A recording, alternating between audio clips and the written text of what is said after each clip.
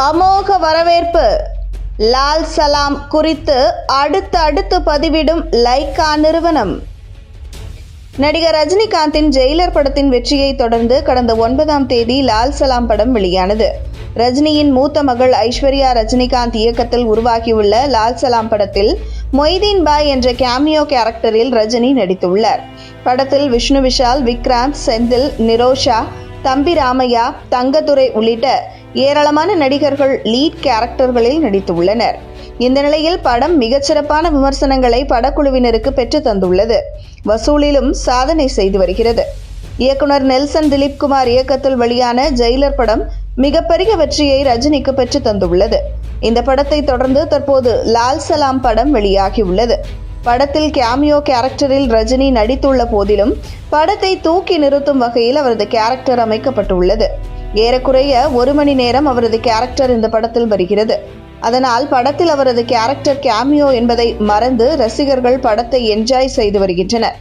இந்த படத்தை அடுத்து ஐஸ்வர்யா ரஜினிக்கு மிகச்சிறப்பான பாராட்டுகள் கிடைத்து வருகின்றன. நடிகர் ரஜினிகாந்த் நடிப்பில் வெளியான ஜெயிலர் படம் அவருக்கு மிகச்சிறப்பாக கை கொடுத்தது. சன் பிக்சர்ஸ் தயாரிப்பில் வெளியான இந்த படத்தை நெல்சன் திலீப்குமார் இயக்கியிருந்தார். இப்படத்தின் வெற்றி கொடுத்த உற்சாகத்துடன் தொடர்ந்து அடுத்தடுத்த படங்களில் தன்னை கமிட் செய்து ரஜினிகாந்த் நடித்து வருகிறார். அந்த வகையில் அவரது மூத்த மகள் ஐஸ்வர்யா ரஜினியின் இயக்கத்தில் உருவாகி கடந்த 9ஆம் தேதி திரையரங்குகளில் வெளியாகியுள்ளது லால் சலாம் படம்.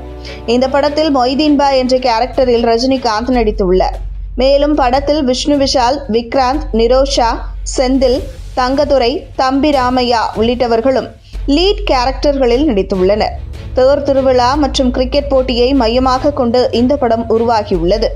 லால் சலாம் படம் கடந்த சில ஆண்டுகளுக்கு முன்பு வெளியான ரஜினியின் பாக்ஷா படத்தை நினைவுபடுத்துவதாக ரசிகர்கள் கமெண்ட் செய்துள்ளனர்.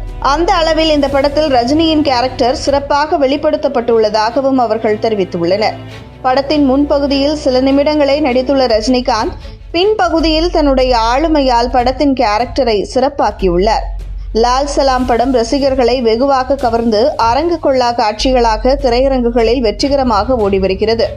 இது குறித்து படத்தின் தயாரிப்பு நிறுவனமான லைகா புரொடக்ஷன்ஸும் தன்னுடைய மகிழ்ச்சியை தொடர்ந்து சமூக வலைதளங்களின் மூலமாக வெளிப்படுத்தி வருகிறது.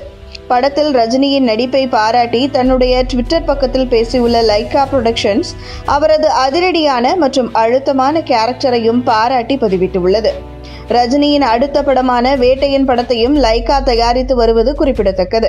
இந்த படத்தை திரையரங்குகளில் பார்த்துவிட்டு ரசிகர்கள் சிறப்பான கமெண்ட் செய்துள்ள வீடியோவையும் 2 தினங்களுக்கு முன்பு லைகா தன்னுடைய ட்விட்டர் பக்கத்தில் பகிர்ந்திருந்தது.